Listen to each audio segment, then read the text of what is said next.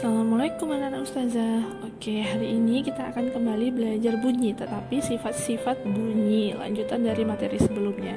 Nah, bunyi itu memiliki beberapa sifat, di antaranya yang pertama, bunyi merambat melalui perantara, yang kedua mengalami pemantulan, termasuk gelombang longitudinal, dan bunyi dapat dibiaskan. Oke, yang pertama kita bahas dulu bunyi merambat melalui udara. Bagaimana contohnya? Nah, lihat. Di gambar ada meja yang diletakkan jam di ujungnya.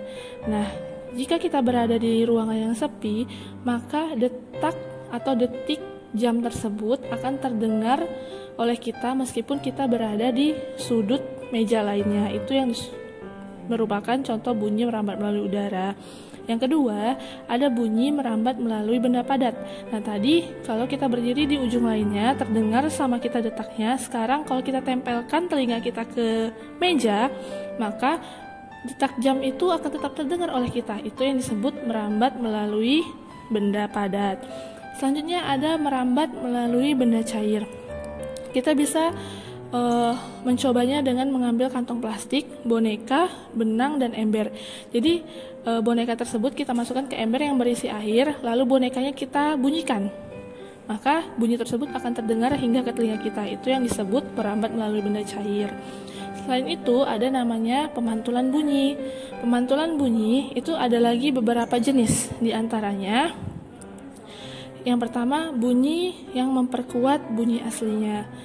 Nah, bunyi yang memperkuat bunyi aslinya ini terdengar bersamaan dengan bunyi asli dengan jarak pantul yang berdekatan dengan sumber bunyinya. Contohnya bagaimana? Ketika ada di ruang kelas, maka suara kita itu akan terdengar lebih keras daripada suara ketika kita berada di luar kelas. Yang kedua, ada namanya gaung. Apa itu lagi gaung, Ustazah? Gaung adalah bunyi pantul yang terdengar hampir bersamaan dengan bunyi asli, sehingga bunyi terpantul berulang-ulang. Jadi kalau kamu ngomong, bunyinya tuh ada lagi gitu. Nah, yang ketiga ada namanya gema. Gema ini pasti tidak asing kan? Nah, gema ini terdengar setelah bunyi asli. Contohnya, bunyi pantul yang dihasilkan oleh dinding antar bangunan dan dasar suatu ruangan. Misalnya kamu berada di antara dua bangunan, kamu teriak, maka akan terpantul suara kamu. Selanjutnya ada gelombang bunyi longitudinal. Apa itu gelombang bunyi longitudinal? Adalah gelombang yang arah rambatnya sejajar atau sama dengan arah getarnya. Seperti contohnya ombak. Suara ombak dan getaran ombak itu sama, seirama, maka disebut longitudinal. Nah, selain longitudinal, ada juga namanya gelombang bunyi dapat dibiaskan. Bagaimana contohnya? Adalah fenomena petir yang terdengar lebih keras pada malam hari dibanding siang hari. Jadi petir itu lebih terdengar keras malam hari dibanding siang hari. Kenapa? Karena terjadi pembiasan. Nah, selain itu, apa hubungannya bunyi dengan alat indera pendengar kita, yaitu telinga? Dia suara atau bunyi ditangkap oleh daun telinga, lalu masuk ke lubang telinga, terus menggetarkan gendang telinga.